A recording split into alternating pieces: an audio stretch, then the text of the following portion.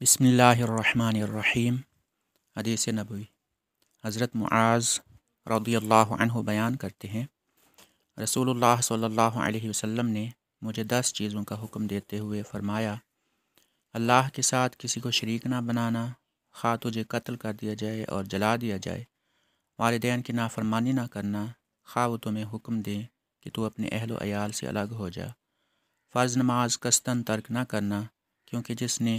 عمداً فرض نماز ترک کر دی تو اس سے اللہ کی امان ختم ہو گئی، شراب نہ پینا، کیونکہ وہ ہر بے حیائی کی بنیاد ہے، معصیت سے بچتے رہنا، کیونکہ معصیت اللہ کی ناراضی کا باعث بنتی ہے،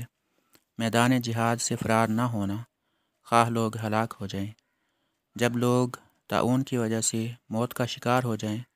اور تم ان میں موجود ہو تو پھر وہیں رہو، اپنی استطاعت کے مطابق اپنے مال میں سے اپنی اولاد پر خرچ